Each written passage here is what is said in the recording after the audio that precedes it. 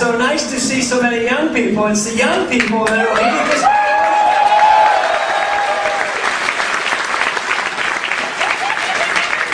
And it looks like it's had a good, healthy start. Of course, this is a non-violent revolution, but we do need changes, and I always am so happy to get out of Washington because I come and I meet you, and I actually get applause. In Washington. I don't get that. I mean, they don't even understand what I'm saying up there.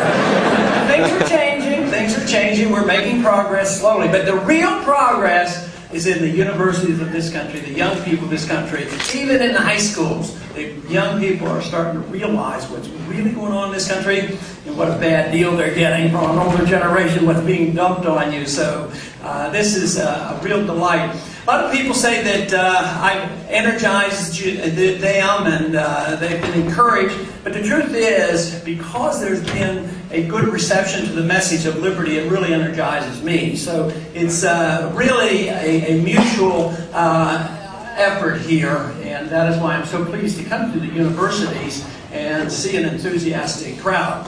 But you know, I don't think I have to preach to you about our problems in Washington, but there was a recent program that everybody knows about, and it's being heralded as the solution to our economic crisis. And that's a program called Cash for, what is that? Can you believe it that they figure that, you know, if you take some money, either steal it from somebody, borrow it from somebody, or just plain out print it, and pass it out, and it still buys stuff, that people actually take it, and then they buy cars. And then they come back and they say, you know, this last month, it's been good for business. It's been good for the car business. All this accelerated growth at the same time. Of course, that's just more distortion. It just gobbled up a few sales now that might have come next month and might have been market driven. And the whole program was designed to help the poor people. But the poor people didn't have any money, or they didn't want to take on more debt. They didn't do it. What we did to the poor people is we took the cars available to them and hurt their marketplace. So the whole thing is insane. Other than that, I think it's a great program. But you know what? It reminds me of what they did in the Depression. I was born during the Depression, but I don't remember it. I remember the tail end of it because I do remember World War II. But in the Depression, the Keynesians came into their time during that time that they said what we need to do, and it sort of sounds like we're doing now, we need to stimulate the economy by putting more money in the hands of people. And we had a much more agricultural community in the 30s, so they said, you know, the farmers are having a bad time, they can't pay their bills. If the farmers just had more money, everything would be okay. So the economy tumbles, unemployment skyrockets up to 25%, people are starving, and all kinds of problems. So what did they decide to do? They said, get more money into the pockets of the farmers. What we'll do is we'll tell them to plow their crops under, and the prices will go up and everything will be okay. The people are starving, so we plow the crop under. And that's what essentially is a similar program to this Cash for Clunkers program, as if this would solve our problem. But anyway, I want to thank the Economic Club for inviting me here, and certainly Walter for getting me here. He seemed to get a little bit of attention. He even got a couple laughs. That was pretty good. But it is a real delight to be here. I haven't been here for a few years. And not too many years ago, when the big hurricane hit here, quite a few people came from New Orleans. As a matter of fact, many medical students came into my district in Galveston. And Galveston took them in, but guess what? Last summer, Galveston was on the receiving end, and they're still struggling to get back on their feet again. But so far, so good this year. But we, as a people, have a lot of problems and a lot of concerns. Sometimes I'm amazed that most of my talk I mention and try to describe what the problems are and how we got there. And lo and behold, I'm very pleased that most people see me as an optimist. I truly am. But I think that the real reason for that is you can't be optimistic if you're in denial. As long as we're in denial as a country and pretend that we can go on and on like this and everything is going to be okay, and you know it's not true, then people can become pessimistic over that. And I think that is what's happening right now. But you know, they're talking about the deficits and the budget. We hear about that every day. Last week they confessed, the administration confessed they made a mistake. It was a minor mistake. It was $2 trillion. They misjudged the national debt, the deficits over the next 10 years by $2 trillion. But they don't even know. They don't have the vaguest idea. They don't even know how much money's coming in next month. But all we know is that the spending will be more. That's what we do know. But in July is our most recent report on the budget. And in July, they took in a little over $150 billion.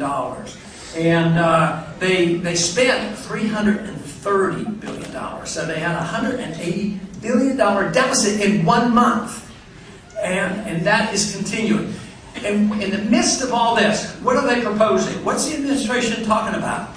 They're talking about a $1 trillion or $2 or $3 trillion national health control plan. They don't have any money and they hardly blink an eye. And they're talking about expanding the war in the Middle East. We should do both things, not national health care, and start unwinding our wars around the world and start bringing our troops back home.